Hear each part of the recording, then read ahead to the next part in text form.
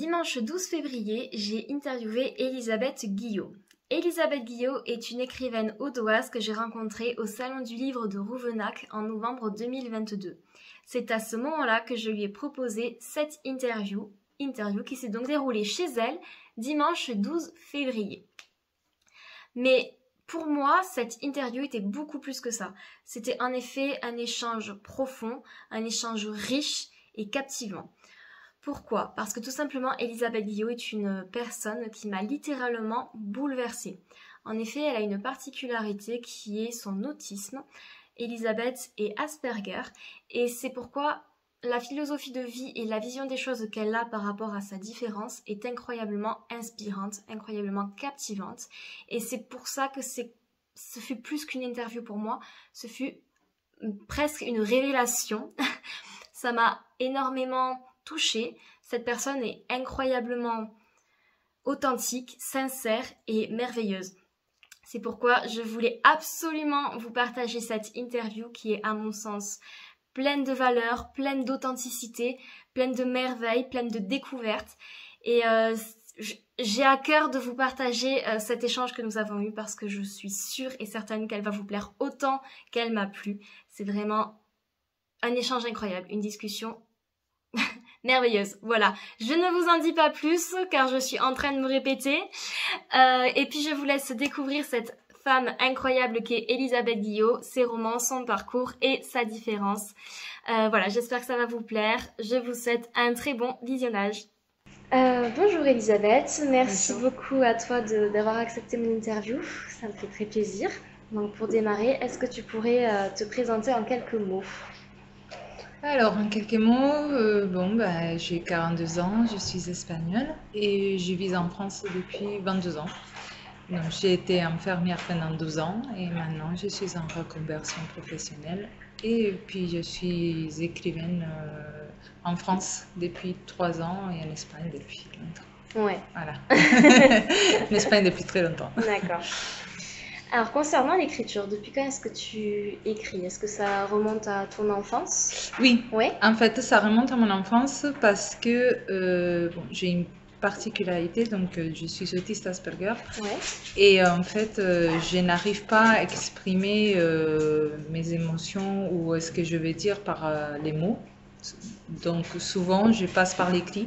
Et en fait, ça a été, au début, c'était une façon de communiquer. Et après, avec le temps, c'est devenu un besoin, en fait. D'accord. Et qu'est-ce que l'écriture, justement, te procurait à ce moment-là? Alors, quand j'étais plus jeune, donc la possibilité de sortir tout ce qu'il y avait dedans, Ouais. en fait, donc, mais vraiment avec les mots justes, parce que quand j'avais quelqu'un en face, je savais ce que je voulais lui dire, mais j'arrivais pas parce que j'étais impressionnée ou voilà. Et maintenant, ça m'évade en fait, ça me permet d'imaginer d'autres endroits, d'autres mondes, c'est pour ça que je fais du fantastique. Ouais. Voilà. Et d'aborder des sujets qui me tiennent à cœur, mais du coup, via l'écriture en fait. D'accord. Oui. Voilà. Et de passer des messages, encore une fois, que Oui. je ne peux pas passer à l'oral, parce que à travers l'écriture, ouais, voilà. je comprends. Ouais.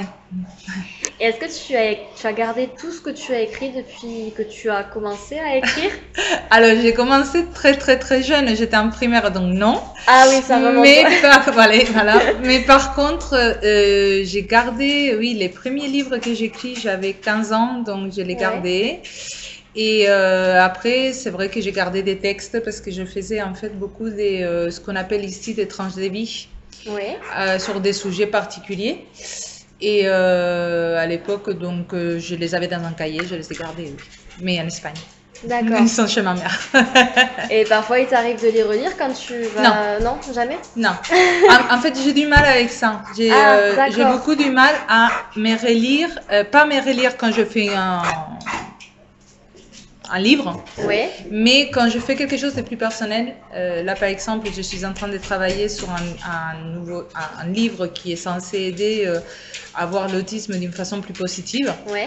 Donc forcément, je vais rentrer dans mon expérience à moi. Et là, j'ai du mal. J'ai du mal et à l'écrire et à les relire. Parce que je m'implique vraiment beaucoup plus que quand je fais une histoire fantastique en fait. Oui, c'est autre chose, c'est plus personnel. C'est plus personnel, Ouais. voilà. Alors ça dépend. Et du coup, je sais que ce que j'ai écrit auparavant quand j'étais adolescente, donc encore je ne me connaissais pas bien et tout ça. Quand je les lis aujourd'hui, c'est dérangeant. Ça me dérange. Je comprends. Non, je les lis pas. Non. Peut-être un jour. Et est-ce que tu as toujours rêvé de publier un livre depuis que tu as commencé à écrire?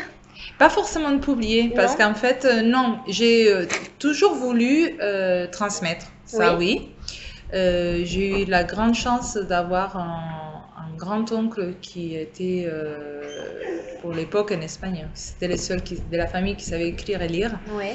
et qui m'a fait me passionner pour les livres. Ouais.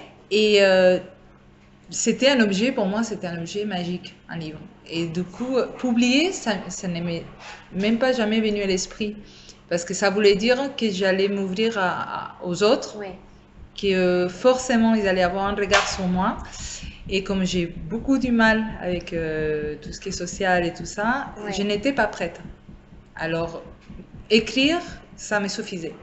Après, voilà, là, je suis arrivée à un âge adulte où on C'est s'en fout. différent. Voilà, je m'en fous. Et là, j'ai franchi le pas. Voilà. Et ça a été le franchissement de ce Ben, pas? c'est-à-dire que Un peu difficile. ça a été en mode, encore une fois, par rapport à ma particularité, quand je suis concentrée sur quelque chose, je ne pense pas à ce qu'il y a autour, donc Ouais. je l'ai fait machinalement, toutes les étapes, et je n'ai réalisé que quand j'ai eu les premiers retours de ce D'accord. que j'avais fait. Et c'est là où tu te prends une claque parce que tu dis, ah mais oui, mais il y a des gens qui sont en train de les lire en fait. et oui, et donc ce n'est plus dans mes mains, maintenant c'est dans d'autres d'autres mains, de mains, personnes que tu ne connais des pas. gens que je ne connais Ouais. pas. Et c'est là où, pour les tout premiers livres, ça a été une expérience un peu un ascenseur émotionnel, quoi. Ouais, j'imagine. Ouais. Au début, ça monte vite en mode, wow, qu'est-ce qui va se passer? Après, avec l'expérience, voilà, Oui, c'est un on peu se plus- pose. On se pose. Mais au début, je ne savais pas où j'allais, où je me lançais et à quoi m'attendre. Ouais, surtout ça. Surtout ça, à quel retour m'attendre et surtout une auto-édité, Ouais. voilà. Donc je ne savais pas. Alors, concernant ton parcours professionnel, donc j'ai lu sur ton site internet, dans la rubrique à propos, que tu avais un parcours assez hétéroclite, donc qui n'a pas forcément de lien avec l'écriture. J'ai vu que tu souhaitais aussi vivre un, entre guillemets, maximum d'expérience pour t'enrichir et t'améliorer. Est-ce que tu peux nous en dire un peu plus sur ce que tu as fait au cours de ta vie professionnellement parlant? Oula, oui. Il y a Alors, des choses à dire. J'ai fait beaucoup de choses. Alors, c'est-à-dire que je viens d'un pays en Espagne où tu peux travailler sous contrat à partir des 15 ans. Ah oui, d'accord. Voilà. Et dans ma famille, j'ai été élevée par ma mère toute seule et mes grands-parents, donc on n'avait pas beaucoup de moyens. Les études là-bas, c'est pareil, c'est des études qui sont payantes, D'accord. comme aux États-Unis, la fac et tout ça. Donc, si je voulais faire des études, il fallait que je travaille. D'accord. Donc, j'ai commencé très jeune, j'ai commencé par vendre dans les marchés. Après, j'ai passé plusieurs diplômes différents en fuyant les bacs. Parce D'accord. que je ne me sentais pas prête à passer les bacs. Les bacs n'est pas comme en France, en Espagne. C'est encore une fois, c'est un style à l'américaine Ouais. où tu t'évalues sur 3 années. Tu as une moyenne et cette moyenne, c'est ce qui va te suivre toute ta vie et qui va décider dans quelle université tu peux entrer Ah oui, ou pas. d'accord, ça c'est dur. C'est dur. Ouais. Et il n'y a pas de deuxième chance. Ouais. Donc voilà, tu as une note et c'est comme ça, c'est pour ta vie. Donc du coup, je me sentais pas prête. Donc c'est vrai qu'avant ça, j'ai fait des études d'administration et comptabilité. Donc du coup, j'ai travaillé dans des entreprises, à la facturation. J'ai fait du secrétariat. Après, j'ai fait de l'informatique et la programmation. Tout ça en fuyant les bacs. Et un jour, je me suis rendu compte que en fait, c'était idiot de ma part. Ouais. Et je me suis inscrite dans ce qu'on appelle en Espagne un lycée de nuit. Donc, on commence les cours à 17h et on finit à 22h, ce qui me permettait de travailler la journée. D'accord. Donc, Oui. voilà. Donc, du coup, j'ai eu mon bac littéraire Ouais. cette fois-ci. Et je suis allée en philologie hispanique, c'est ce qu'on appelle ici une licence espagnole. Ouais. Voilà. Donc j'ai fait ça là-bas, ma première année. Après, je suis arrivée en France. J'ai continué à travailler comme caissière. Alors, de travail, je n'ai fait que caissière, boulangère. J'ai été chinoise à PortAventura. Ah oui, t'avais vraiment plein de choses Mais plein de choses diversifiées, ouais. diversifiées. J'étais secrétaire, j'ai vendu des maisons. J'étais agent immobilier pour Ouais. mon oncle aussi, pour un de mes oncles. Donc, j'ai fait vraiment beaucoup Beaucoup de de choses, ouais. choses depuis mon jeune âge. Et en arrivant en France, donc, j'ai été caissière et après, j'ai fait l'école d'infirmière. Ouais, Et pendant 12 ans, j'ai été infirmière en pédopsychiatrie, pédopsychiatrie. d'accord. Et là, je me reconvertis encore en préparatrice en pharmacie. D'accord. Et Voilà. pourquoi ce changement? Alors, ces changements, c'est deux choses. La première, c'est les conditions de travail. Parce Ouais. que pour travailler, j'ai travaillé en hôpital public, Oui, sans beaucoup de moyens. La reconnaissance, je m'en fous. oui. Mais en fait, en travaillant en pédopsychiatrie, j'avais l'impression souvent d'être plus maltraitante qu'aidante D'accord. avec mes patients qui étaient déjà mal. Et je rentrais chez moi avec la boule au ventre parce que je me disais, je n'ai pas fait tout ce qu'il fallait. Mais pas parce que je ne voulais pas, c'est parce que je ne le pouvais pas. Et cette frustration, ça a commencé à s'accumuler et à dire, c'est pas pour ça que je vais être infirmière. C'est pas pour faire comme ça. Donc j'ai arrêté. Et du coup, en parallèle, j'ai créé avec mon mari une association pour l'autisme Asperger, que j'ai dirigé pendant 8 ans. Donc ça me permettait de faire des congrès, de faire des formations, de former des gens, d'aller à droite à gauche et de diversifier. En fait, c'était un peu une bulle d'oxygène par rapport à ce que je vivais à l'hôpital. D'accord. Voilà. Et un jour, j'ai dit, je suis arrivée à la maison, j'ai rompu en pleurs parce qu'on a eu les cas d'une des patientes récurrentes qui avait fait plusieurs tentatives de suicide et qu'on a renvoyée chez son bourreau. Pour moi, c'était la goutte de trop. Voilà. Je me suis dit, stop, je ne peux pas. Et donc, j'ai arrêté là. Mon mari, il a repris, il est pharmacien, lui, il a toujours été pharmacien. Voilà, donc il a repris une pharmacie ici dans l'Aude et je me suis dit, c'est le moment. D'autant plus que j'étais psychologiquement très fatiguée. Ouais. Je ne supportais plus travailler en équipe. Et lui, il comprend ma différence, il sait comment je bosse et qu'il faut que ça soit carré et tout ça. D'accord. Et avec lui, je me sens. Mais ça ne veut pas dire que dans 10 ans, je ferai pas Oui, autre ce chose. sera la même, oui, bien sûr. Parce que c'est ça, en fait, je me suis rendu compte que toutes ces expériences m'ont aidé énormément à me nourrir et par la suite à étudier les gens et à les passer sous mes livres, en fait. D'accord. Ah oui. Donc Oui, tes expériences professionnelles t'ont aidé dans ton écriture. Ah, toujours, Ouais, toujours, parce qu'en fait, en plus, quand on est autiste, on observe beaucoup les comportements des autres pour essayer de les comprendre et s'adapter aux autres. Oui. Et on est des super anthropologues, en fait. Et ce qui fait que, du coup, mes personnages sont, je pense, très riches psychologiquement et tout, parce que forcément, dans mes livres, je les ai connus, ces gens. Oui, je vois, je comprends. Donc, je les ai connus, je sais qui sont. Les gens, ils savent pas qui sont, mais moi, je sais de sorte qui me rappelle quoi et qui a fait quoi. Et c'est des comportements que j'ai vus.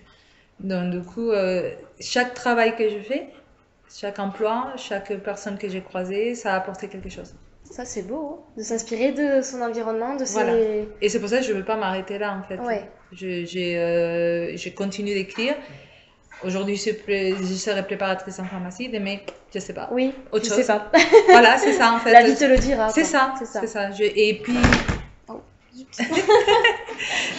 Et puis, je n'ai jamais vraiment compris, à part si c'est une vraie passion, les gens qui arrivent à faire 30 ans le même métier. Ouais, le même métier, c'est... Je n'ai pas compris. Je trouve ça tellement répétitif, pourtant je suis autiste, et ça devrait me plaire, mais en fait, non. Mais c'est vrai qu'aujourd'hui, il y en a de moins en moins. Hein. Les jeunes d'aujourd'hui, ils changent beaucoup, oui. Mais je pense qu'on vous demande, moi qui ai des enfants qui sont grands, on vous demande très jeune de décider ce que vous voulez faire toute votre vie. Et à 18 ans, c'est pas ce qu'on sait. On va faire des mecs. Ouais. Alors qu'est-ce qu'on va faire dans 30 ans? C'est encore pire. Moi, je dis toujours à mes enfants, faites ce que vous avez envie de faire tant que vous êtes heureux. Je m'en fous. Honnêtement, ça peut être... vous pouvez travailler à la caisse. Si vous êtes heureux, c'est tout ce qui compte. Si vous en tirez quelque chose. Voilà. Après, aller travailler la boule au ventre, non. Non, ça, il faut pas, je comprends. Et justement, est-ce que l'écriture a seulement été une passion tout ce temps-là, ou est-ce que tu as songé à faire de l'écriture un métier, à proprement parler, à vivre de ton écriture? Ça, je pense que c'est les rêves de tous les écrivains. Ouais. Et c'est réussi par 5 ou 6 en France. C'est vrai que c'est pas évident. Toujours les mêmes qui reviennent, les mêmes grands noms. Donc, je suis terre à terre. Je sais que je ne vivrai jamais de ma plume. Oui, Parce que je suis personne, en fait. Je veux dire, je suis une parmi tant des d'autres, milliers ouais, bien d'autres. sûr. Quoi. Donc, c'est vraiment la passion de me dire, je veux faire ça parce que j'ai envie que les gens voyagent, j'ai envie Ouais. de transmettre des choses. Dans mes livres, je remets beaucoup de choses en question, les livres à vitre, les parents toxiques, les choses comme ça. Ouais. Même, et j'utilise la fantaisie pour les faire passer. Pour le faire passer, ça Voilà. c'est bien, ouais. Et du coup, c'est ce qui me plaît. Donc je me dis, tant que je peux faire ça, C'est ça me l'essentiel. suffit. Voilà. Après, si là, au jour d'aujourd'hui, j'arrive quand même avec les ventes à me financer les voyages dans des salons hors de mon département, Ouais. ça me suffit. Je suis contente. Je rentre dans mes frais, c'est bon. C'est Je suis contente. l'essentiel. C'est tout ce que je demande. Bon. Voilà. Et alors aujourd'hui, tu as écrit et publié 3 romans fantastiques Oui, qui sont réunis au sein d'une même trilogie oui. que tu as appelée Le Réveil. Oui. Voilà. Donc est-ce que tu peux nous en dire plus au sujet de ces romans et nous dire de quoi est-ce qu'ils parlent? Alors, Les Réveils, donc c'est voilà, c'est une trilogie qui parle. C'est 3 tomes in crescendo, on va dire, dans l'histoire. Donc, dans les premiers tomes qui s'appellent Désordre, on a Sophia qui est une éveillée. Une éveillée, c'est une personne quelconque. On les appelle comme ça parce qu'ils ont un gardien qui leur est attribué. Et un gardien, ce n'est rien d'autre qu'une personne qui est décédée. Et son âme, on lui a vidé toute sa mémoire. Et on lui a dit, à partir de maintenant, tu vas t'immiscer dans les rêves d'une personne Ouais. et tu vas la pousser à faire des choix pour que l'espèce humaine s'améliore. Oui, d'accord. Voilà. Donc, en fait, puisque eux, ils sont pas capables de le faire toute seule, nous, les gardiens, on va le faire à leur place. D'accord.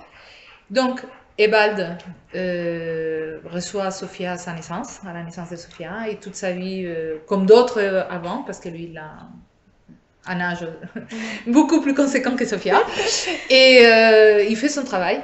Et en fait, ces deux mondes ne jamais se rencontrer. Sauf que Sophia a une particularité qui fait que quand elle arrive à un certain âge, elle arrive à voir les gardiens. Et ça va faire que la frontière va s'effondrer. D'accord. Les souvenirs des gardiens vont commencer à revenir. Et l'un comme l'autre, c'est-à-dire les éveillés comme les gardiens, vont se rendre compte que finalement, ils ont été jamais maîtres de leur destin ni de leur vie. D'accord.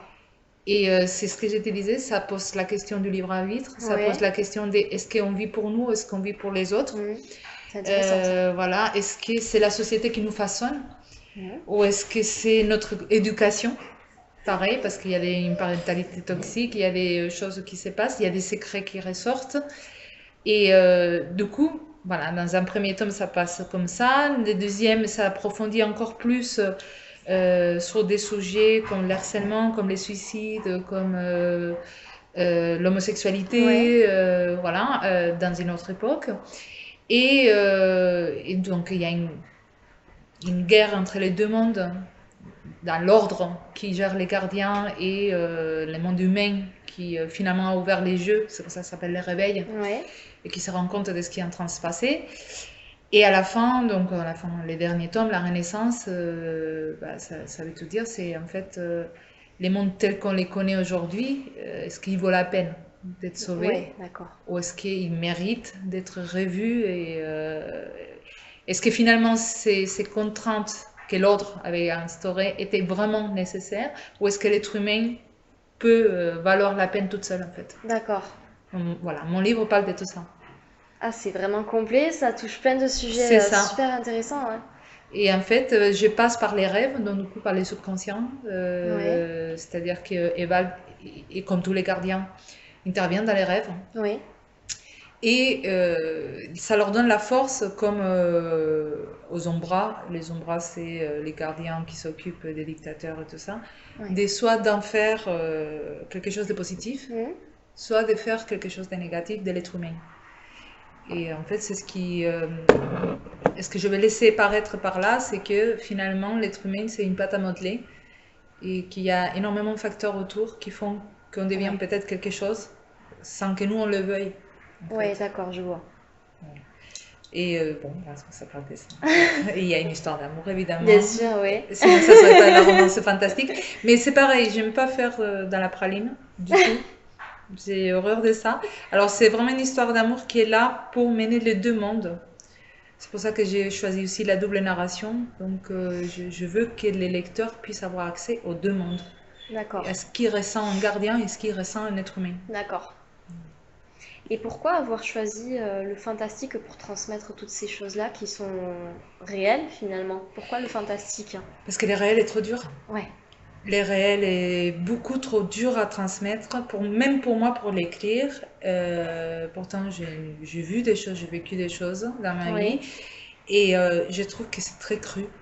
Ouais. Et que si je veux que les gens se remettent en question, il faut pas les heurter, pas les blesser. Oui, je comprends. Et quand on reste dans les réels, forcément, ça réveille des choses en nous. Oui. Que quand on est dans les fantastiques, on s'identifie à un personnage, d'accord, mais on est dans un autre monde en fait. Ouais. Voilà, c'est pour ça que j'utilise les fantastiques. C'est plus simple aussi. C'est plus simple d'aborder des sujets difficiles. Hein. Par exemple, il y a un de mes personnages qui a subi un harcèlement et des abus, tout ça. C'est plus simple de les faire passer par la bouche d'un être qui n'existe pas dans notre monde que d'une personne normale, je pense, d'une personne humaine. Oui, je comprends. Voilà. Oui, ça permet aussi, je suppose, au lecteur de s'évader, comme tu disais tout à l'heure, de voyager dans un autre monde et de s'échapper de ce monde réel qui est trop dur. C'est ça. En fait, moi, je lis de tout. Je suis très hétéroclite. Ouais. Mais quand je lis des livres, on va dire, d'actualité ou des livres contemporains, parfois j'ai du mal parce que, en fait, ça me touche énormément. Je suis extrêmement sensible. Et ça va me travailler pendant des jours et des jours et des jours. Et je vais avoir du mal à suivre la lecture parce que je m'identifie peut-être trop au personnage. Alors, ce que je voulais, c'est pour ça que tout ce que j'écris, comme j'ai dit dans les salons, à partir des 15-16 ans, on peut les lire facilement, 14-15 ans. Et il y a même des personnes de 80 ans qui les lisent. Oui, c'est des lecteurs de 80 ans qui comprennent les messages qu'il y a derrière. Ah oui, d'accord. Voilà. Et qui se remettent en question. Et c'est ce que je veux. Qui remettent tout en question. Moi, pour moi, la vie n'est pas figée, n'est pas blanche, n'est pas noire. Il faut tout le temps, comme on disait par rapport à mon travail, il faut tout le temps se remettre en question et évoluer et apprendre. Je ne conçois pas ma vie statique. Il faut que je continue à apprendre et à évoluer, sinon c'est la mort assurée. C'est l'ennui, c'est... c'est l'angoisse, c'est la mort cérébrale. Et puis... je me retrouve, voilà, maman des 3 enfants, en attendant quoi. C'est ça. C'est inspirant, hein, ce que tu dis, je trouve, ça fait écho un peu à aussi mon propre vécu, même si j'ai que 26 ans, mais ça fait écho et c'est inspirant. Merci. Mais c'est ça, j'attends beaucoup, c'est pas que j'attends beaucoup de la vie, mais dans ma culture, encore une fois en Espagne, on voit la vie comme un passage. La vraie vie vient après, on voit qu'on décède et tout ça. Et on doit faire les maximums ici. Alors j'attends, je me dis toujours la vie elle peut être extrêmement dégueulasse. Et dans ces moments-là, il faut être fort, mais quand on te donne des cadeaux, il faut les prendre. Et j'attends beaucoup de choses. Et si elle ne me les donne pas, je vais les chercher. C'est comme ça, mais je ne me vois pas être, voilà, maman, mari, tout ça, et attendre quoi? Attendre que ça passe, Attendre quoi? Demain, il sera trop tard, peut-être. Voilà.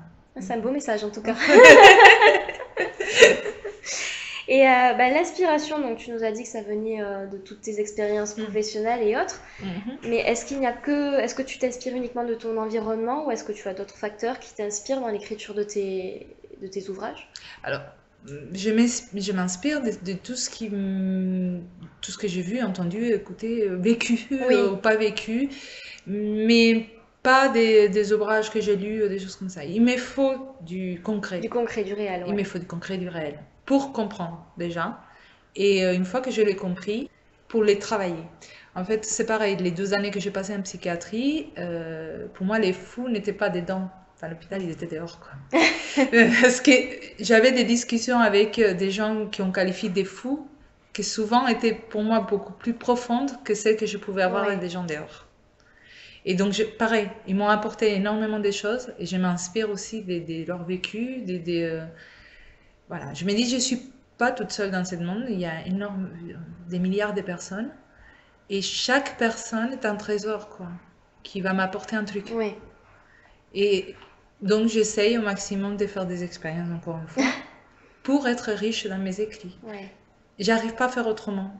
Parce que tout ce qui est deuxième degré ou implicite et tout ça, avec mon autisme, j'ai du mal, en fait, à accéder. Et donc, du coup, voilà. Il me faut du concret. Il faut que j'ai accès à quelque chose. À des choses réelles qui existent. À des choses réelles qui existent, à des sentiments que j'ai vus, parce que j'observe aussi les gens, comme ils communiquent entre eux, qu'est-ce qui se passe. Quand on travaille en psychiatrie, on arrive facilement à cerner quelqu'un en parlant avec lui quelques minutes. Et finalement, encore une fois, je veux des surprises en surprise, en fait. Ouais. Il y a des gens qui m'ont surpris positivement. Et je suis surprise de me dire, je me suis peut-être trompée sur la personne. Et après, il y a des gens qui m'ont déçue, mais même quand on m'a déçue, ça m'a apporté quelque chose. Ça t'a apporté quelque chose, Oui. Donc voilà. Oui, qu'importe l'émotion, ça t'apporte toujours quelque chose. Toujours, toujours. Et moi qui ai tant du mal à mettre des mots sur mes propres émotions, j'arrive à comprendre celles des autres et à mettre des mots sur celles des autres. Et ça, c'est étrange pour moi, c'est étrange pour tout le monde d'ailleurs. Parce que moi, je ne me comprends pas moi-même, mais j'arrive à comprendre les autres. Et c'est, voilà, ça m'aide. Ça m'aide après à les poser sur un papier. D'accord. Mais... C'est riche, je trouve, d'avoir cette facilité de comprendre les autres, d'être observatrice, de ressentir aussi ce que les autres...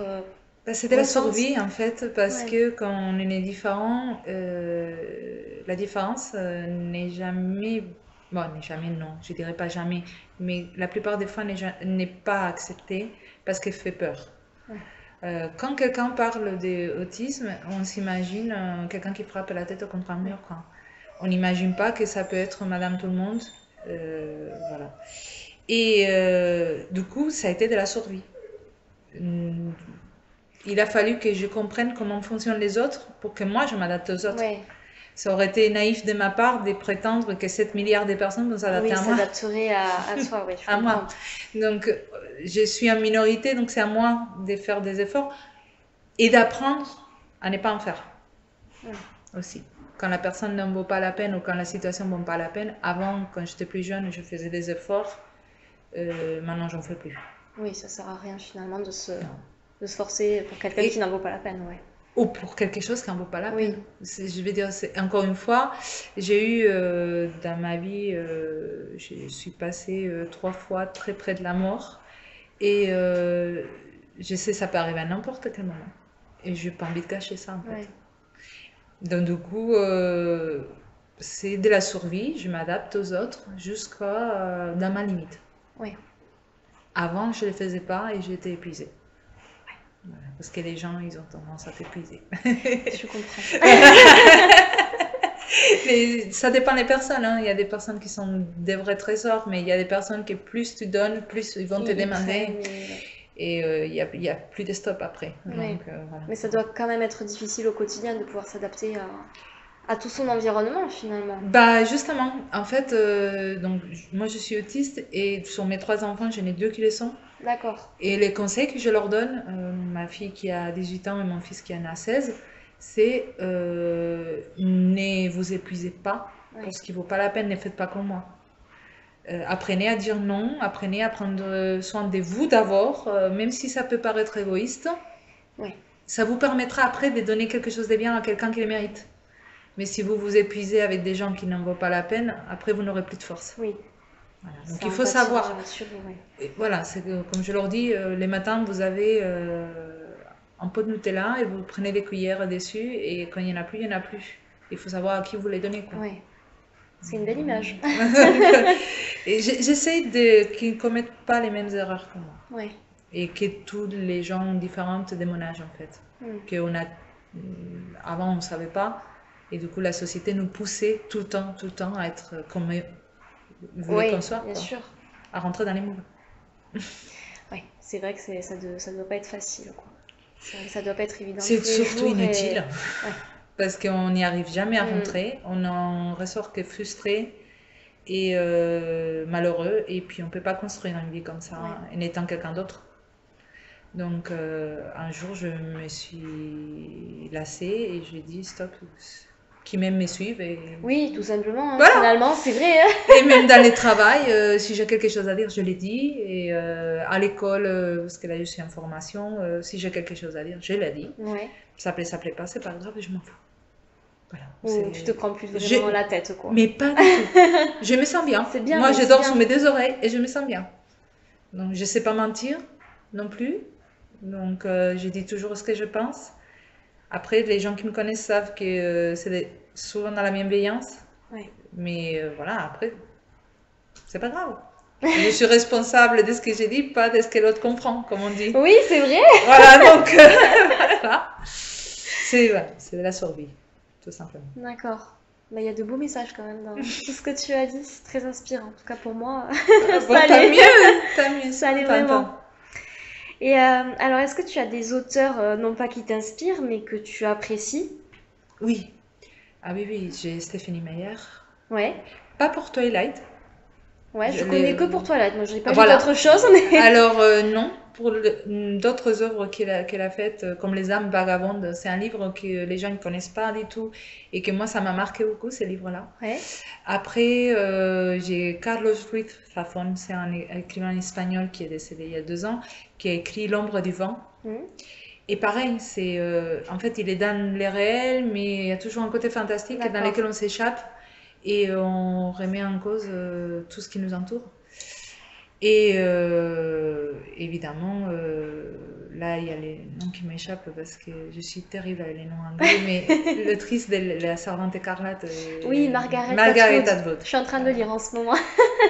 Elle, c'est quelque chose. C'est au-dessus. C'est une visionnaire pour moi et c'est des personnes qui m'inspirent parce que sont à contre-courant en fait. Ouais. Je comprends. Et ça me plaît.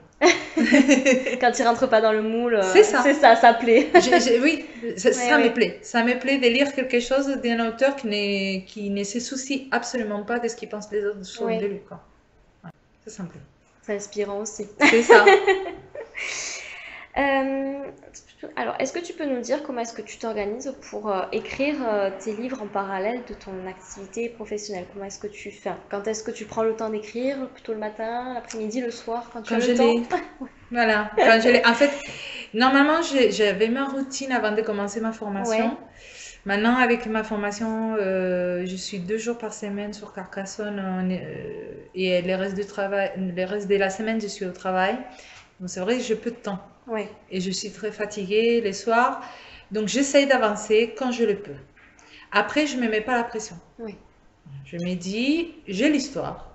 J'ai les histoires même dans la tête. Elles sont à moi, elles sont dans mon coffre. Elles sortent à fur et à mesure. Et au volant, quand je conduis, je vois des images, je vois des choses qu'après je passe dans mes livres quand je le peux. Ouais. Voilà. Il n'y a pas de routine particulière. Par contre, il faut du silence. Ouais. Si possible, être toute seule. Pas de musique, rien du tout. Rien du tout, d'accord. Rien. Juste moi, mon ordinateur et c'est tout. D'accord. Voilà. Ah ouais, moi, il me faut de la musique pour écrire. C'est vrai? Et il y en a beaucoup pour qui c'est le cas, il me semble. Mais c'est rarement dans le silence absolu. Ah, je fonctionne à l'envers. Moi, j'écoute une musique et je vois une scène qui va passer dans ma tête, en voiture, souvent. Ouais. Et cette scène, je veux la garder. Mais quand je vais l'écrire, je ne veux pas la musique. D'accord. Parce qu'en fait, ça fait trop de stimuli pour moi. Oui. Et j'ai vraiment besoin de m'évader. et de m'évader dans mon histoire, pas dans ce que les paroles ou les rythmes disent. Mais je sais qu'il y a des gens, bon, beaucoup de gens qui ont besoin de la musique. De la musique, oui. Voilà, moi c'est les silences absolus. C'est les silences absolus. Comme dans un monastère. C'est ça. Et est-ce que tu écris d'autres choses que des romans? Oui. J'écris des tranches de vie. Ouais. Là, donc, je suis en train d'écrire un livre qui va s'appeler Bulle de savon, qui parle justement du parcours de l'autisme d'une femme autiste, parce que ce n'est pas pareil une femme et un homme. D'accord. Ça ne s'exprime pas de la même façon. Et oui, ça m'arrive d'écrire de la poésie aussi. Ouais, de la poésie. Ouais. Mais voilà, c'est des choses que je garde pour moi dans mon tiroir. C'est personnel. Oui, les tranches de vie, c'est pareil. C'est des fois une petite nouvelle par-ci par-là. Mais parce que j'ai une idée. Après, ça peut devenir un livre qu'on peut devenir rien du tout. Ouais. Mais j'ai envie de les coucher sur un papier et puis voilà, c'est tout. On verra ce que ça donne. Un peu, oui, tu te prends pas la tête. C'est au jour le jour. C'est selon l'inspiration. C'est ça, c'est ça. C'est selon. En plus, jusqu'à maintenant, je n'avais jamais entrepris 2 projets en même temps. Ouais. Maintenant, je l'ai fait avec Bulle de savon et mon prochain livre que je suis en train de finir. Et finalement, c'est pas une mauvaise chose puisque comme c'est 2 genres qui n'ont rien à voir, quand je ne suis pas prête à m'évader dans la fantasy, je reste dans les réels. D'accord. Et vice versa. Voilà. Ça, c'est pas mal aussi. Voilà. D'avoir 2 projets en parallèle. Avec 2 genres différents. Ouais, 2 genres différents. Et en fonction de mon humeur. Ça compte beaucoup aussi. C'est ça, oui. Alors, concernant les publications, enfin la publication de tes ouvrages, tu nous as dit que tu étais auto-édité. Est-ce que tu es déjà passé par une maison d'édition, enfin tu es déjà passé par une maison d'édition avant, ou alors c'était vraiment un choix Alors, j'ai eu des propositions des maisons d'édition. Ah, tu as eu des propositions, oui, j'ai eu 3 propositions des maisons d'édition. À compte d'éditeur.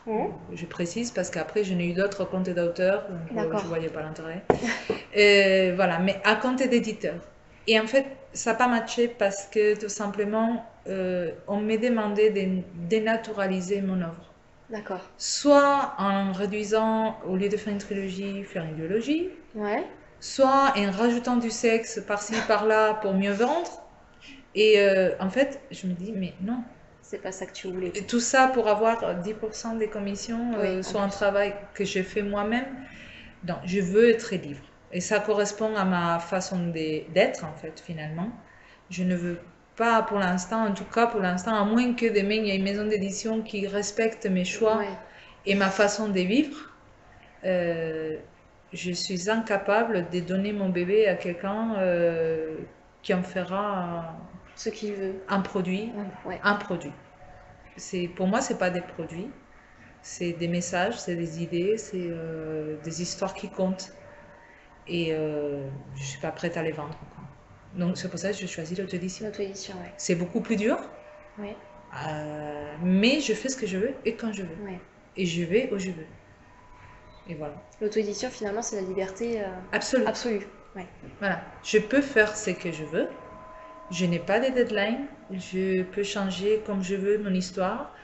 Après, je m'entoure de professionnels. J'ai une correctrice qui, comme j'ai dit, c'est ma magicienne parce qu'elle voit ce que je ne vois pas.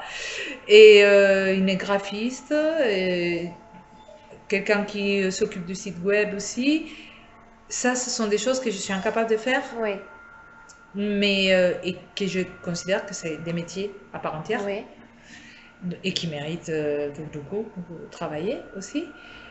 Mais je reste libre de mes décisions. C'est moi qui me cherche mes salons, c'est moi qui cherche mes séances de dédicaces. Si j'ai envie d'y aller, j'y vais. Si je n'ai pas envie, je n'y vais pas. Si j'ai envie de sortir un livre, je le sors. Si je crois qu'il n'est pas prêt, il n'est pas prêt. Ouais. Et c'est pas grave. Donc aujourd'hui, si tu publies d'autres livres, tu ne repasserais pas par une maison d'édition?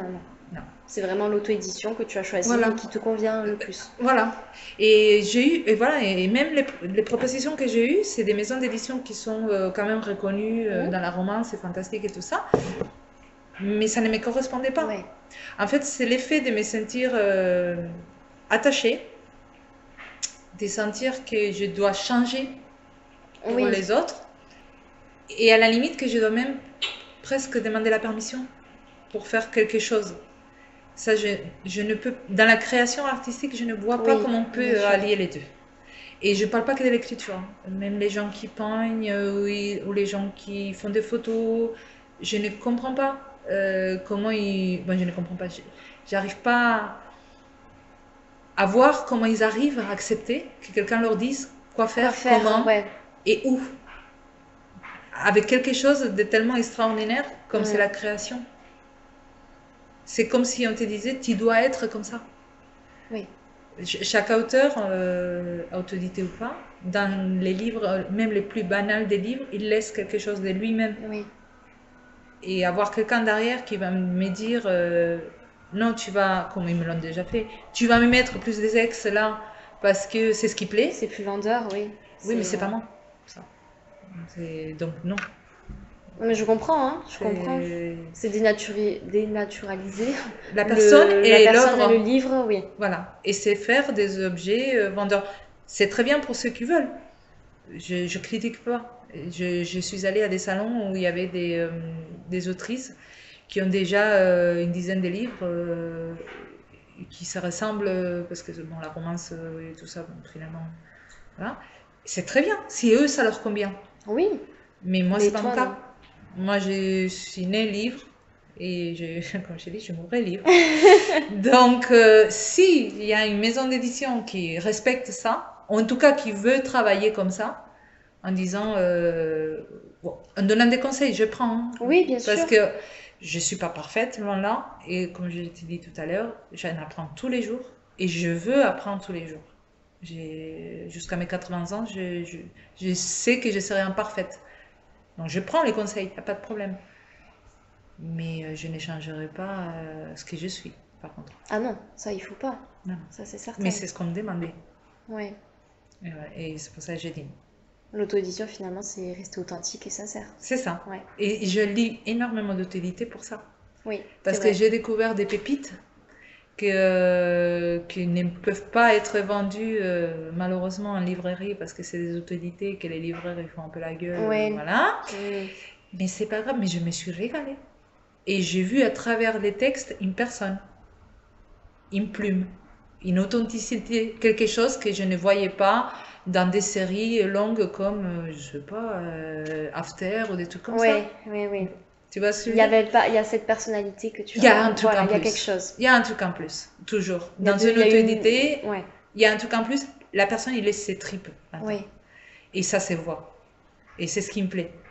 Après, je dis pas les grands auteurs et tout ça, je les lis aussi. Mais quelque part, il y a les business derrière. Oui. C'est vrai aussi. Donc c'est biaisé. Alors que l'auto-édition, c'est vrai que c'est les personnes qui se donnent elles-mêmes pour accomplir quelque chose. On perd de l'argent même. Ça, il faut que les gens les sachent. J'arrive à équilibrer mes comptes maintenant, au bout de 3 ans. Mais au début, j'en perdais, je mettais de ma poche. Ouais. Pour donner aux autres. Et c'est ça qui est important. Et c'est là où tu vois que la personne, elle veut écrire. Oui. Voilà. Que oui, comme tu disais, c'est ses tripes. C'est ses tripes dans le livre et dans le partage, la transmission. Et peu importe. Là, je suis en train de lire un livre auto-édité avec lequel je suis sortie un peu de ma zone de confort parce que c'est vraiment une romance. Ouais. Et bon, j'ai du mal, mais je vais aller jusqu'au bout. Ouais. Par respect pour l'auteur, par respect pour les livres, et parce que malgré tout, ce n'est que moi. Je veux dire, moi, je peux les percevoir comme ça, mais quelqu'un d'autre va les percevoir d'une autre façon. Et le fait qu'il ne soit pas en maison d'édition, pour moi, ça veut dire que c'est authentique. Oui, je comprends. Est-ce que tu réalises beaucoup de dédicaces de tes ouvrages? Je réalise des séances de dédicaces, non. Je n'ai fait qu'une à Cultura récemment. Je n'avais jamais fait avant. Ouais. Par contre, dans les salons, oui. Les salons, j'en fais beaucoup des salons. Ouais, tout le temps. Là, la semaine prochaine, je pars loin encore. Je pars à Tinerville. C'est dans l'heure. Ah oui, c'est pas à côté. C'est pas à côté. Il y a 2 semaines, je suis partie à Colmar. Ah ouais, tu voyages beaucoup. En fait, maintenant, je commence à sortir, pareil, de ma zone de confort. Et encore une fois, je m'efforce. Parce que les soirs, je suis épuisée. Oui. Psychologiquement et physiquement. psychologiquement parce que je vois beaucoup Beaucoup de de monde. monde, parce que je suis très stimulée, parce que tout ça, donc il me faut être dans ma bulle. Oui. Et physiquement parce que c'est loin et que je vais en voiture. C'est vrai que c'est pas à côté. C'est pas à côté, non, du coup. Mais rien que par exemple, les salons que j'ai fait à Colmar, donc je l'ai fait avec ma fille aînée, on a dormi dans dans 3 hôtels différents, on a mangé sous les pouces. C'était un peu comme un road trip, on va dire. C'est chouette, c'est Alors, génial. entre mère fille, Ouais. je me suis éclatée et j'ai appris énormément de choses. Et en fait, ça m'a ramené énormément d'expérience. Ouais. Et en fait, je me suis dit, si tu restes dans ta zone de confort, si tu restes dans ton Occitanie, là, Ouais. c'est chouette, hein, parce que je retrouve toujours les mêmes copains, mais tu vas pas apprendre. Ouais. Moi, ce que je veux, c'est que me mettre à l'épreuve, me surpasser toujours. Ouais. Et donc, c'est pour ça, je me mets des défis un peu des fous, là. Mais c'est génial. Au mois de mai, je pars en Super. Belgique. En Belgique encore plus. Hein. Soyons fous, juste quand je lui dis à mon mari, je pars en Belgique. Quoi? Je dis, oui, je pars en Belgique. Je pars 2 jours en Belgique. Et j'ai envie d'y aller, j'ai envie de voir les Belges, j'ai envie de voir comment ils vivent les gens là-bas, et qu'est-ce qu'ils mangent et toutes ces choses-là. Je crois que ça ne peut que m'apporter. Oui. Ah. La diversité, la culture, les C'est ça. gens, les... Parce que tout le monde est différent et c'est vrai que ça, oui, ça apporte Je beaucoup. suis peut-être une autiste atypique, dans le sens où les autistes en général, ils fuient les foules et tout ça. Moi, je me force à y aller parce que ça m'apprend énormément des Oui. choses. Et ça me permet, moi, de m'améliorer en tant qu'être humain aussi. Ouais. J'avais, encore une fois, par ma culture espagnole, je suis née aux années 80. À peine mon pays sortait d'une dictature, il y avait des clichés sociétals qui étaient terribles, avec un patriarcal, avec l'image d'une femme en foyer idéalisée. Et ça, j'ai appris énormément. Quand je suis arrivée en France, c'est la première fois où j'ai vu de la diversité culturelle. Ça n'existait pas dans mon pays il y a 22 ans. Et je me dis, mais c'est que c'était passé à côté des plein de trucs en fait. Ouais. Et il n'y a que comme ça qu'on s'améliore. Et qu'on arrête de dire excusez-moi, des bêtises Bien sûr. sur Ouais, les ouais. autres. Et quand on accepte qu'on est tous différents. Quoi. Ouais. C'est beau, c'est un beau message aussi. Parce qu'il y en a beaucoup qui justement restent dans leur zone de confort et puis restent sur leurs clichés, leurs préjugés et puis ne vont pas au-delà. Je n'ai pas envie de ça. Ouais. En fait, j'ai envie de laisser un monde à mes enfants où chacun peut être qui veut être. Ouais. Aimer qui veut aimer, s'affirmer comme il veut s'affirmer et faire ce qu'il veut. Moi, je me dis, le seul objectif que l'être humain devrait avoir en vue, c'est d'être heureux. C'est tout. Qu'importe ce qu'il fait, où il Voilà, est. sans nuire l'autre. Oui, bien sûr. Parce que bon, il y en a qui sont heureux en faisant un pognon fou, en détruisant une planète, par exemple. Ça, vraiment pas, je rentre pas là-dedans. Non, c'est pas mon truc. Mais pourquoi critiquer ce qu'on connaît pas? C'est parce qu'on a peur de l'autre, c'est tout. Oui, généralement, c'est de la peur. Ouais, la peur de l'autre. Et moi, avant d'être publiée, d'avoir publié, j'ai pris beaucoup de temps, même sur les réseaux sociaux. J'ai parlé avec des prostituées. Ouais. J'ai parlé avec des trans, j'ai parlé avec des gens qui avaient fait des tentatives de suicide, tout ça. J'ai parlé en privé avec eux, Ouais. mais parce que je voulais connaître. Ouais. Et j'ai découvert des personnes richissimes. Et ça, ça a fait tomber plein de clichés, autour de moi, quoi. Et encore une fois, dans tous mes livres, je considère l'être humain, c'est quelque chose d'unique, en fait. Et on peut tous très bien vivre ensemble si on le veut, quoi. Ouais. C'est juste que c'est compliqué. Chacun tire, comme on dit, la couverture pour lui. Et puis, non, si j'avais un message juste à passer, c'est ça, c'est soyez qui vous voulez être. Et on s'en fout. Et c'est très difficile hein, d'être qui on est vraiment. Mais c'est Je ça. trouve que c'est très compliqué. C'est pour ça que j'ai écrit Les Réveils. Parce qu'en fait, je me suis rendu compte, par moi et par mes proches, par des gens que j'ai observés, qu'on s'est dit heureux, mais finalement on ne l'est pas parce qu'on n'est pas soi-même. Ouais. On est toujours quelqu'un par rapport à quelqu'un d'autre. Ouais, c'est vrai. Ou par rapport à une situation. Mais je connais très peu de gens qui n'ont pas de filtre et qui disent les choses clairement et qui disent ce qu'ils pensent et qui font ce qu'ils veulent faire. Moi, je les admire, ces gens-là. Je suis soignante et quand on a instauré, par exemple, c'est un exemple, quand on a instauré la vaccination obligatoire, moi, je me suis vaccinée pour des convictions à moi. Oui. Mais il y a certains de mes collègues qui ont préféré quitter la profession et je les admire. Même si je ne suis pas d'accord, j'admire ce qu'ils ont fait. Parce qu'ils ont été jusqu'au bout de ce qu'ils pensaient. De leurs convictions et de ce qu'elles étaient. C'est des gens vrais. Oui. Voilà. Et ça, comme tu dis, c'est extrêmement difficile aujourd'hui d'être vrai. Alors, moi, j'essaie de m'entourer des gens qui sont comme ça. Et je ne perds pas le temps avec des gens qui s'adaptent à moi ou qui veulent s'adapter à tout le monde. Plaire à tout le monde, c'est plaire à personne. De toute façon. Oui, je comprends. Mais c'est difficile. C'est très difficile. Il faut avoir beaucoup, je pense, des forces de volonté pour oser dire je m'en fous. De ce que tu penses de moi, je m'en fous. De ce qu'il pense de l'autre, je m'en fous. Je m'en fous d'être seule. Je m'en fous. Moi, j'en suis arrivée là, il m'a fallu quand même 40 ans de ma vie. Pour arriver. Ça demande quand même beaucoup de temps. C'est pour ça que j'essaye à mes enfants de leur dire dès maintenant, ne vous faites pas avoir. Parce que de toute façon, vous en tirerez rien en étant quelqu'un d'autre. Non, il faut rester soi-même, hein. C'est comme ça que l'on sera heureux, ça c'est certain. Mais la société et notre entourage parfois fait que... Ah oui, et puis dès qu'on s'écarte un peu du moule, il faut rentrer. C'est ça, il faut revenir. Soit on revient, soit on les cache.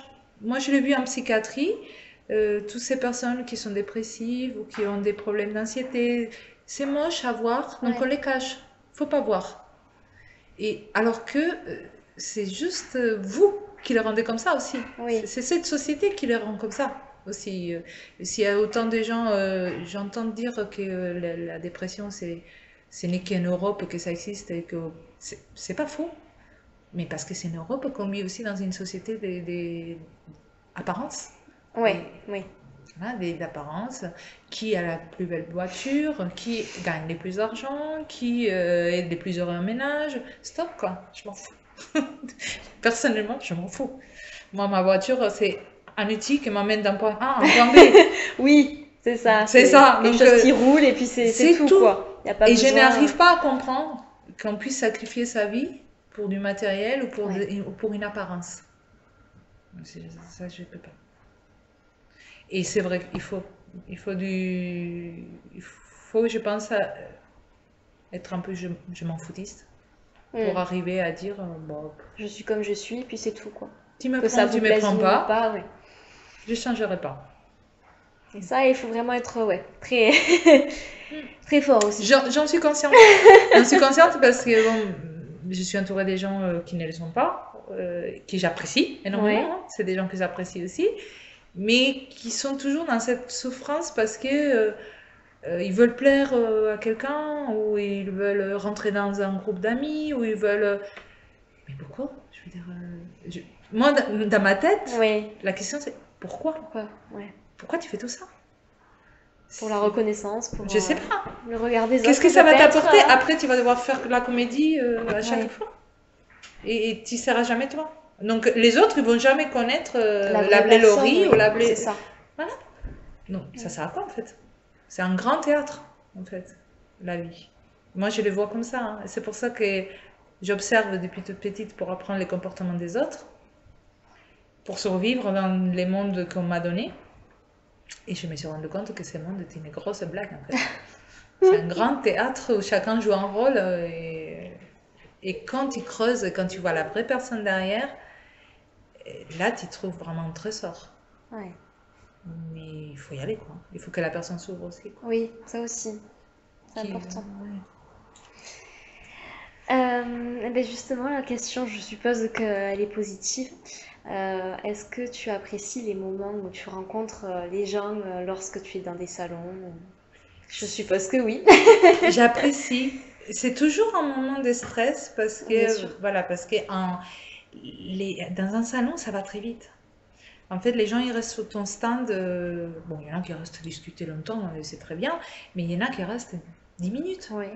En 10 minutes, tu as quelqu'un en face de toi qui te connaît de rien, à qui tu vas donner une partie de toi, ou pas, ou en tout cas, tu dois lui expliquer qu'est-ce que tu as mis dans ces livres-là. Et c'est toujours un peu comme si on passait un oral, en fait. Je comprends. Je le vois comme ça un peu. C'est excitant, c'est gratifiant, parce que les gens, pas plus tard qu'aujourd'hui, j'ai reçu un message de quelqu'un qui m'a acheté un livre dans un salon et qui veut absolument les deux autres. Donc, c'est gratifiant. Ouais. Mais en même temps, il y a des moments où c'est terrifiant, parce que on ne sait pas qui on a en face. Ouais. Et on ne saura jamais qui on a en face. Et du coup, on s'est dit, je me sens, personnellement, je suis très humble. Je sais que je suis qu'un être humain parmi d'autres. Et je me sens petite. Ouais. Voilà. J'ai tendance à me sentir petite, même intimidée par les gens. Et j'admire beaucoup les gens, justement, parce que je les vois grands Mais à oui, côté de c'est moi. ça. Je les vois, waouh! Ils ont fait des choses que j'aurais jamais osé faire ou dire, ou je sais pas. Il suffit de pas grand-chose pour que j'admire un comportement ou quelqu'un. Mm. Et dans un salon, j'apprécie, mais j'ai peur aussi. C'est un peu l'ascenseur émotionnel aussi, par moment. Tout le temps. Ouais, tout le temps. C'est une montée d'adrénaline qui dure des heures. Ouais. Voilà. Parce qu'on est là, on a envie aussi de quand même de vendre notre livre. Oui. Et quand on regarde autour de nous, quand on est dans des salons littéraires spécifiques, on voit tellement de bons auteurs qu'on se sent forcément tout petit. Ouais. Et le syndrome de l'imposteur, il est là, Je derrière suis la là, tête, coucou. là, elle est là, coucou, je te laisse pas, je suis là, j'arrive. Et il faut lutter contre ça et se dire, c'est pas grave, t'es là, fais ton taf, essaye de faire rêver les gens, et puis si ça marche, ça marche, ça marche pas, c'est pas grave. C'est pas grave, ouais. C'est pas grave. Moi, il n'y a rien de grave. Et alors, en plus d'être écrivaine, Oui, tu organises des événements littéraires Oui. comme le Salon du livre de Saint-Papoul, oui. qui a eu lieu au mois de décembre. Donc, comment est-ce que tu fais pour planifier et organiser ce type d'événement? Est-ce qu'il y en a d'autres aussi que tu organises dans l'année? Alors, j'avais déjà organisé un Ah. quand j'habitais dans les Languedoc, donc près d'Argelès, à Palo del Vida. Je l'avais organisé déjà un salon. Et là, cette année, on renouvelle l'expérience de D'accord. Saint-Papoul en décembre. Chouette. On remet ça. Donc, ça y est, j'ai sorti l'affiche, les bulletins, voilà. C'est pareil. J'ai envie, je fais même pas ça dans les buts, je sais même pas quel but je pourrais avoir d'autre que l'effet de je m'éclate en fait. Ouais. Je m'éclate parce que pendant 2 jours, il y a plein d'auteurs qui vont venir à mon village, il y a plein de gens qui vont acheter des livres, qui vont être super contents de voir des auteurs. Il y a des tables rondes, il y a des trucs qui vont se passer, il y a des conférences. Et ça m'éclate, ça me donne un sens. En fait, ces genre de choses. Je suis écrivaine pour faire passer des messages, mais je ne Oui. suis pas toute seule. Et partager ça avec d'autres gens, c'est génial. Ouais, c'est super. C'est vraiment génial. Et alors, quand il n'y en a pas, il faut les créer. Et Tout simplement. c'est ça. Moi, je me suis dit, il n'y en a pas, il faut les faire.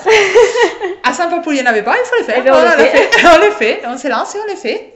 Et je fais réparer partout, je pense. J'ai toujours dit ça. Boîte à livres, pareil. Il n'y en a pas, on va la On le faire. fait.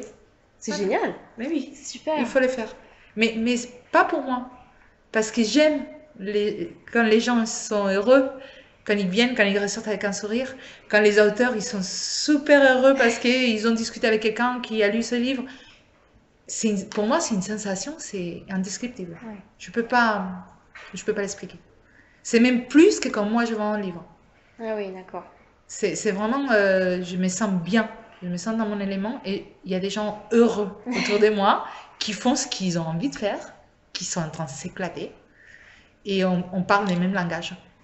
Et ça, c'est génial. Ça, c'est super, ouais. Ah ouais. Ce partage, cette transmission aussi, Oui, c'est ça. et puis initier les jeunes. On a fait un concours d'écriture l'année dernière. Oh, Bon, c'est les timings étaient un peu courts, mais là, cette année, du coup, je me suis pris en avance, parce que Ouais. je me suis pris en février. Donc, je vais les remettre en place. Donc, une catégorie ado poussant, on va dire, Ouais, et une catégorie plus des 18, oui. concours d'écriture. Parce que, pareil, parce que je me dis, On se plaint que les jeunes, ils s'intéressent pas à la lecture et tout ça, mais On fait rien pour non plus. c'est Ouais, ça. ouais, Il faut leur donner l'envie, il faut leur donner les goûts. Écrivez. Moi, il y a pas mal de jeunes qui viennent dans mon stand quand je suis en salon et qui me disent, pas plus tard qu'à Colmar, il y a une jeune fille, elle est sur Internet, elle écrit avec d'autres copains et tout, ils demandent des conseils. Je leur dis toujours, mais faites, foncez, même si c'est pas bon, on s'en fout. C'est pas bon peut-être aujourd'hui, ça sera bon demain. Demain, bien sûr. C'est pas bon peut-être pour toi, ça sera peut-être bon pour quelqu'un d'autre, mais si t'en as envie, fais-le. Oui, il faut faire. Fonce. Ouais, ouais. Je suis intervenue au lycée de Castelnaudary, au lycée agricole, et pour leur parler du métier d'autodidacte. Ouais. Et c'est à la fin de l'intervention, il y en avait au moins 3 qui n'osaient pas écrire, Ah qui oui, vous voulaient, n'osez pas écrire. mais qui n'osent pas. Ils écrivent, mais ils n'osent pas aller au-delà. J'ai dit, mais qu'est-ce que vous avez à perdre? On s'en fout. Moi, je leur dis toujours ça. Je sais que c'est une phrase qui revient souvent chez moi, mais c'est que quand tu as compris que la vie, ça peut s'arrêter d'aimer, Oui, on oui, s'en fout complètement. Fais ce que tu as envie de faire. Fais ce qui te rend heureux.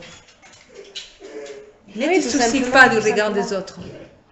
Et si ça te blesse le regard des autres, et ben, moi je leur dis, tirez quelque chose là-dessus. Hmm.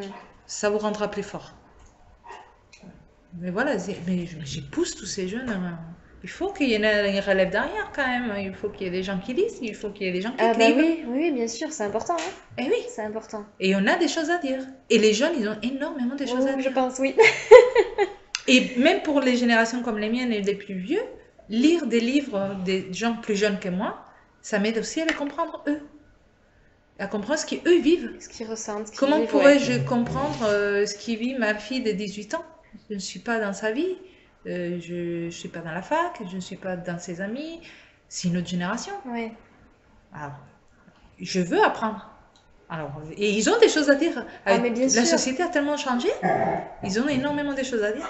Moi, j'attends qu'une chose, qu'ils les disent. Que je puisse les lire. Ah non, mais oui, oui, c'est vrai, je suis d'accord. Les jeunes ont beaucoup de choses à dire. Enfin, les Énormément. jeunes, oui. Les Moi, j'ai adolescents, confiance dans les générations à venir. J'ai confiance parce que je vois que les gens se bougent et qu'ils prennent conscience des choses.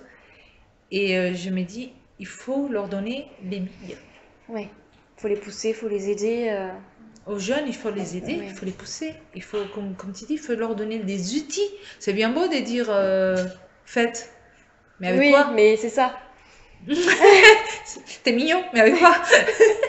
Donc, s'il y a, comme je dis, des darons et des daronnes derrière qui poussent, Qui pousse un petit peu l'enfant. qui poussent, Ouais. qui leur ouvrent les portes, au lieu de couper les ailes et de leur dire tu n'y arriveras pas. Ne dites pas ça aux enfants, ne dites pas ça aux jeunes. Dites vas-y, fonce.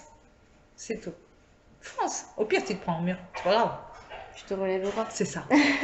Tu tomberas Et pas tu plus bas. apprendras. Et tu apprendras Surtout ça. à sauter plus haut. Voilà. Tout simplement. Tout simplement. C'est une jolie philosophie de vie. Hein. C'est. Fonce, va. Enfin, réalise tes Fais. rêves, fais. Fais. Personne ne fera à ta place. Non, ça c'est sûr. Et plus vite qu'on se rend compte, on est vieux. Mm. Et c'est trop tard après. Il n'y a pas de machine arrière, il y aura que des regrets. Ouais. Alors Ça moi, je arrive. préfère vivre avec, on va dire, des expériences ratées que des regrets. Ouais. Parce que moi, j'ai tenté. Oui, Ça marche pas, je m'en fous, mais j'ai tenté. mais t'as tenté, ouais. J'ai tenté. Que si j'arrive, vieillir avec les « et si Ouais, », ça ça va être c'est dur. C'est dur. Ça doit être dur. Ça doit être très dur. Moi, je veux pas ça. Et Oui, c'est faut ma foncer, philosophie. faut foncer. Je suis d'accord, on n'a rien à perdre. On n'a rien à Rien. perdre à essayer de faire les choses qu'on aime faire. Rien. Ouais. Nos aïeux nous ont donné toutes les clés. Mm. On a le droit de vote, on a le droit de l'avortement, Ouais. on a le droit de plein de choses. Et bien, il faut s'en servir de tout ça. On a le droit de voyager, on a le droit de faire des trucs. Mais faisons. C'est tout ce que je dis. Et dans mes livres, c'est C'est toujours ça, ça. c'est le message. Faites, fonce. Ne te laisse pas arrêter par je sais pas. Oui, par des barrières peut-être un peu trop... Qui n'existent même ouais, pas. Qui n'existent pas. qui existe pour certaines personnes qui ont tout intérêt à contrôler un peuple. C'est comme ça. Ça a toujours été comme ça. Maintenant, j'ai toujours dit, je préfère être les moutons noirs et penser que de suivre les autres. Oui, bien sûr. Ça m'apporte rien de suivre, de marcher là où les autres marchent. J'apprends rien. Donc être différent et accepter sa différence. J'adore ma différence. Ouais. J'adore être différente et j'adore ma différence, je l'ai acceptée. Oui. J'ai mis du temps à me dire, à accepter que j'étais différente parce que on me les faisait sentir comme si c'était quelque chose de mal. Je n'étais pas comme tout le monde, donc je ne pouvais pas avoir des amis, j'ai grandi sans amis, sans connaître des choses que les autres connaissaient, comme les fêtes, les sorties, les machins, je les ai connues beaucoup plus tard. Mais parce que j'ai été exclue, parce que je ne correspondais pas à ces codes-là. Et finalement, j'aime. Tant mieux. Aujourd'hui, je me dis tant mieux. Tant mieux, oui. Parce que ça m'a permis, du coup, de voir d'autres choses qu'eux, ils n'ont pas vues. De faire d'autres expériences qu'eux, ils n'ont pas fait. Eux, ils n'ont pas fait. Voilà. Et d'être qui je suis aujourd'hui. Oui. Voilà. Donc, oui, j'aime ma différence. J'aime mon autisme. J'aime que chacun des personnes qui m'entourent soit différente. La diversité, Mais c'est beau. Ouais. C'est ce que je veux. Alors, pour reprendre un petit peu sur les réseaux sociaux, donc tu as un compte d'auteur sur Instagram et tu as un site internet.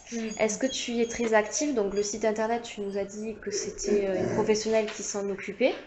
Mais Instagram, est-ce que tu es très active? Tu publies beaucoup de choses? Alors Instagram, je l'ai connecté avec Facebook, donc du coup ça fait double étage. Ça fait pas double étage parce qu'avant ça faisait double étage. Donc je publie sur Instagram et ça passe sur Facebook direct. D'accord. Voilà. Comme ça c'est fait. Mais oui, je suis très active parce que je sais que il faut l'être. Ouais. Voilà. Mais pareil, je refuse encore une fois de m'imposer un rythme. Ouais. Je fais ce que j'ai envie. Là, je fais des concours tous les dimanches pour faire gagner des livres que j'avais en double. Voilà. J'avais envie de faire plaisir aux gens, je l'ai fait. Cette semaine, j'ouvre les nominations aux Oscars des autodidactes. Ouais. C'est quelque chose que j'ai déjà fait l'année dernière. Donc les gens, ils vont proposer leur auteur et leur livre autodidacte préféré. Ouais. Après, il y aura, comme dans les Oscars, des votes, tout ça. Et les gagnants, il aura des prix. Et je fais ça parce que, encore une fois, ça me plaît de mettre les gens en avant. Mon compte n'est pas là et les gens qui vont sur mon compte Instagram, ils se rendront compte vite. Malheureusement, les mots se répètent. Il n'est pas là que pour mes livres. Ouais, ça il va est là. au-delà. Voilà. Pour les autres aussi. Pour les autres aussi. Ouais. J'aime mettre en avant les autres. Je fais des reels sur les lectures que je fais pour les mettre en avant. Quand je vais dans un salon, je les mets en avant. Quand je reçois un livre de quelqu'un ou que je rencontre un auteur dans un salon, je les mets en avant sur mon compte. Parce que je sais qu'il y a un certain nombre de personnes qui me suivent, assez conséquent. Et je me dis, c'est dommage, quoi. Vas-y, profite. Partage. Mais partage avec les autres. Bien sûr. Du coup, c'est ce que je fais. Et c'est pareil, donc mon compte, oui, je parle de mon travail, mais pas que. Tous les jours, je mets un petit message. Ouais. Tous les soirs, en général, je mets une citation parce que j'aime bien partir dormir avec une citation. Et j'explique souvent ce qui m'arrive dans les journées, parce que je m'arrive des fous aussi. Comme quand on est différent, il m'arrive des choses parfois qui sont invraisemblables. Et du coup, j'aime bien partager avec les gens. Mais je ne me mets pas la pression. Si les followers descendent, je ferai pas un drame. Si j'ai pas assez de vues sur un truc, je m'en fous. C'est pas ce qui importe finalement. Non, je m'en fous. C'est pas grave. C'est encore une fois, c'est une vitrine. C'est une apparence. Alors, ce qu'eux voient, et ce qu'ils vont voir, c'est moi. Les gens qui vont venir sur mon Insta, qui s'attendent pas à l'édulcorer, machin, non, c'est moi. C'est l'authentique. C'est moi, la vraie. Elisabeth. C'est moi. Avec mes défauts et mes vertus, tout ce que tu veux, mais c'est moi. Tu prends ou tu prends pas. Ouais. Voilà. Et donc, est-ce important pour toi aujourd'hui en tant qu'auteur d'être polyvalente justement sur tous les fronts, dans le sens où un écrivain aujourd'hui ne se contente pas seulement d'écrire, mais d'être sur les réseaux et comme tu le fais toi, de déployer des organisations, je vais y arriver, de se développer sur Internet, de planifier des événements comme le salon de Saint-Papoul. Est-ce que pour toi c'est important justement d'être un peu sur tous les fronts, un petit peu partout en tant qu'écrivaine? Je pense, après ça dépend de la personnalité de chacun. Moi je sais que j'ai cette côté où je peux jamais être quiète. Donc il me faut toujours un truc qui me motive. Ouais. Et quand c'est l'écriture, c'est toujours l'écriture, mais à côté, Il y a voilà, d'autres projets, c'est des d'autres choses. choses. J'ai toujours un projet caché quelque part, une folie, et un coup de fou, et je l'ai fait. Et je pense que ça dépend de la personnalité de chacun.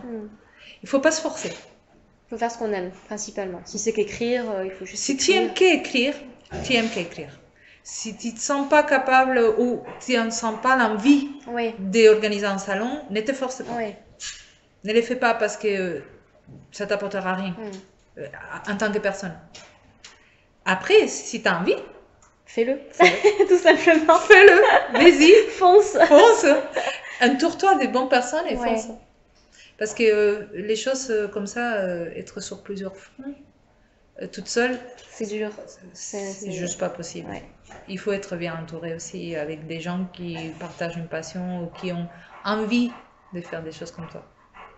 Parce que toute seule, ça peut se faire, mais Ouais, mais après il y a aussi le partage avec les autres personnes qui sont là pour te soutenir. quand tu pour, fais une convention ou un salon ou que tu organises quelque chose comme ça, tu le fais pas pour toi. Tu fais pour Ouais. passer un super week-end avec plein de gens qui vont t'apporter des choses. Donc voilà. Le faire toute seule dans son coin, je vois Oui, pas- ça n'a pas d'intérêt. je vois Il pas y a l'intérêt. toujours cette notion de partage et de transmission avec d'autres personnes. Moi, je pense que c'est la littérature, c'est ça. Ça a toujours été ça. C'est transmettre, Oui. c'est partager depuis l'Antiquité. Et puis, je vois pas pourquoi ça changerait maintenant. Quoi. On transmet différemment, mais on dit les choses telles quelles, quoi. Et parce qu'on a envie de dire quelque chose. Et on a envie de laisser une trace, peut-être aussi. Oui, aussi. Moi, je sais que si demain je dois disparaître, il y aura une trace. Je suis passée par là, j'ai fait des choses. Pas seulement publier des livres, mais à Saint-Papoul, j'ai organisé un salon. Oui. J'ai apporté quelque chose à mon village.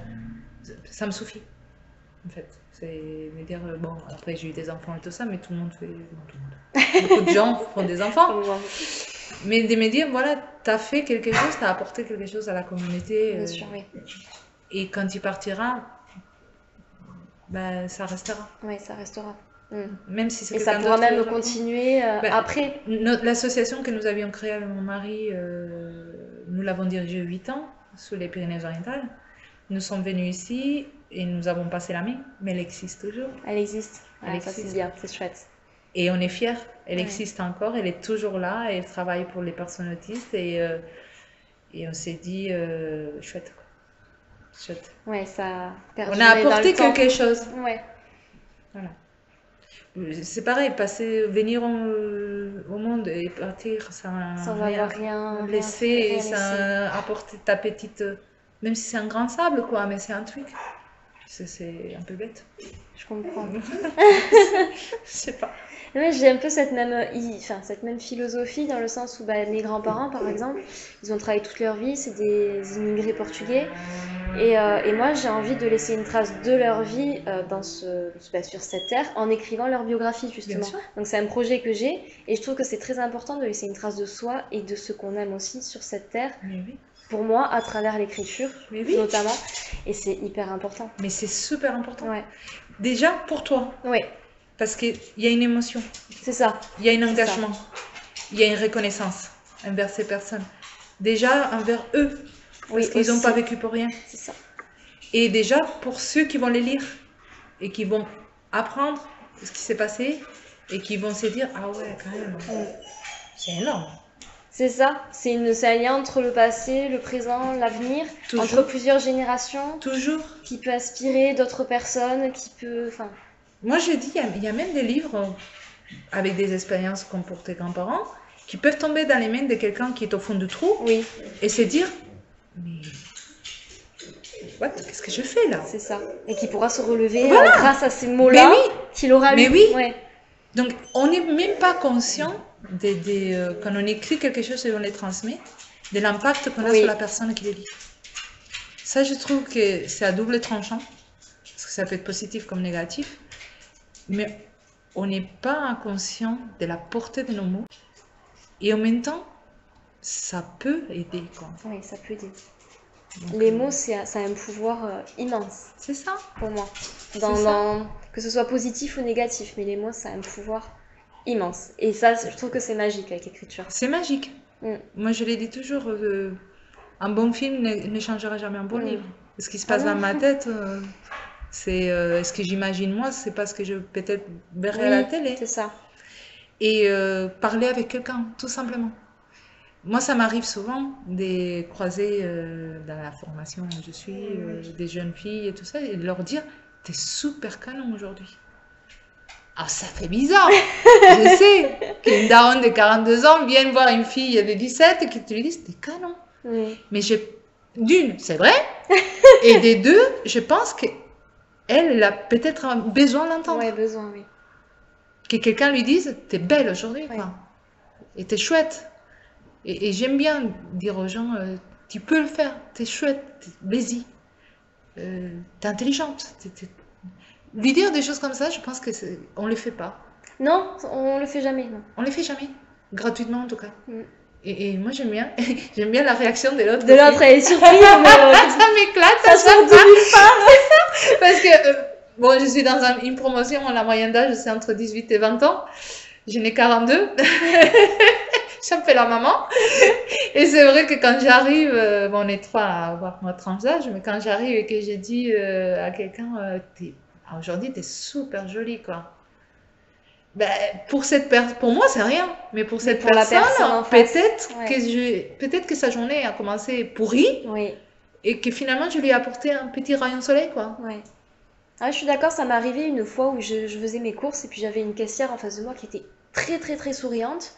Et moi, ça m'a fait un bien fou. Et je lui ai dit à la fin, quand je suis partie, je lui ai dit bonne journée, merci pour votre sourire. Et elle était surprise, elle a dit avec plaisir.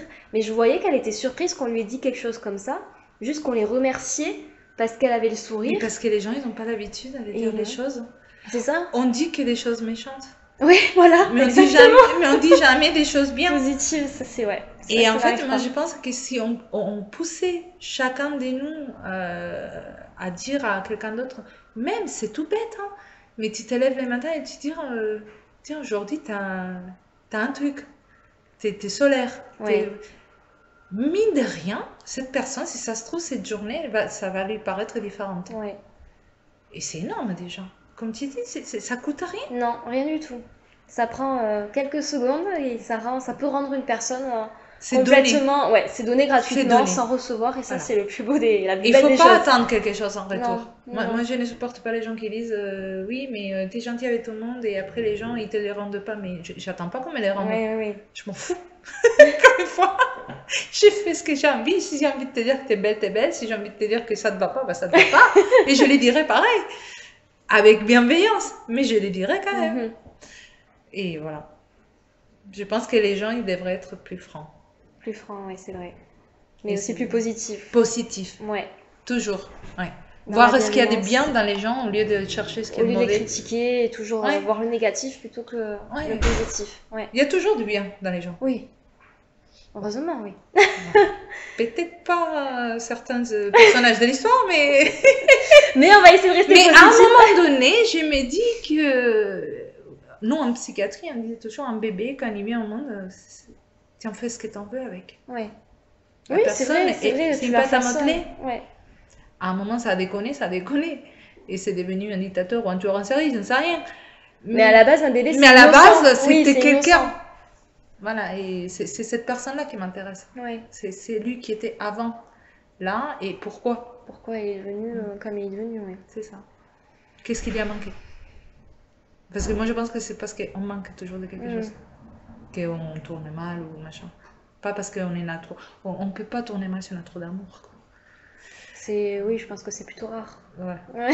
Si Ça on est- m'étonnerait en tout cas quand Bah, même. je veux dire, si on a toujours du soutien, tout ça, c'est parce qu'on manque en Ouais. général. Et tu veux que j'aime? Oui, tiens, c'est pas une mauvaise idée. Ah, super. Ouais. C'est pas mal. Donc, voilà. Bon, alors de toute façon, c'est bientôt terminé. Est-ce que tu as d'autres projets dans le milieu d'écriture à l'avenir, de nouveaux romans, de nouveaux... Et ben là, je suis en train de finir ma une nouvelle romance fantastique, mais cette Ouais. fois-ci, je vais aller chercher dans les côtés, on va dire, du bien, du mal, diable, pas diable, Ouais. tout ça. Mais pour transmettre un message de est-ce qu'on peut changer? Est-ce que les gens peuvent changer? Est-ce qu'on est prédestiné à être, voilà ce qu'on disait, est-ce que le déterminisme vient de ce que nos parents veulent qu'on soit ou est-ce qu'on peut être autre chose? Donc ça va être dans ce sens-là. Romance, fantastique, voilà, il y aura Lucifer par là, et machin, et tout ça. Et après, il y a Bulle de savon que je continue quand je le peux, Ouais. parce que comme c'est très personnel, c'est difficile à écrire. Ouais. Pour l'instant, ce sont les 2 projets qui sont là. Et après, il y en a d'autres. Il y en Dans a le d'autres tiroir. qui viendront. Il y en aura toujours des histoires à raconter. Et est-ce qu'on peut, peut-être sur ton site, acheter tes ouvrages si nos auditeurs sont intéressés Oui. Est-ce que c'est possible, ouais? Alors, on peut dans mon site. Alors, il n'est pas à jour. Il faut que j'en parle avec la personne qui s'en occupe pour les mettre à jour pour les 3e tomes, mais on peut sur le site. Ouais. Et on peut directement en me contactant. Ouais, d'accord. Voilà, je les dédicace, je les envoie, je fais des petits... bon, je mets des marque-pages, des petits cadeaux, j'aime bien ça. Ouais. Et je les envoie, et je les fais D'accord. voyager. Ben, je mettrai tous les liens pour te Voilà, contacter. il suffit de me contacter. Et puis Ok. voilà. Bon, et ben c'est super. Ben, c'est la fin de notre échange. C'était vraiment hyper constructif, intéressant. Plein de partage, Oui. une belle transmission de philosophie de vie, je trouve. C'était vraiment passionnant. Bon. J'ai adoré discuter avec toi. C'était même plus qu'une interview, hein. C'était un échange, une discussion Bah, je finalement. suis contente. C'est vraiment très inspirant et même à titre personnel, c'est très inspirant. Alors, je suis contente. Si ça t'a fait du bien, je suis contente. Beaucoup. Parce que j'apprenais un peu, voilà, c'est comme Ouais. dans le salon. Je ne sais pas qui je vais avoir en face. Et finalement, je suis à l'aise parce que tu es quelqu'un de sensible et ça se voit. Très. Voilà, et tu as énormément de choses à donner. Et je pense que, voilà, vas-y. C'est ce que j'essaye de faire en tout cas. En tout cas, c'est génial. Rien que de faire ce que tu fais là, c'est génial. Ça, c'est déjà énorme. Ça Bah, t'apporte merci. quelque chose. Non, mais c'est vrai, t'apportes quelque chose à quelqu'un. Moi, tu m'as apporté quelque chose aujourd'hui. Tu vois. Donc, tu m'as sorti de ma routine, tu m'as apporté quelque chose et j'ai appris des choses avec toi. Et voilà. Et j'espère que ça t'a apporté quelque chose Oh, bah aussi. oui, là franchement, énormément de choses même. Non, bah, tant mieux alors. Bon, mais merci beaucoup. Merci à et toi. puis merci aussi à ceux qui nous ont écoutés. Merci. Et puis voilà, bah, à bientôt. À Merci. bientôt.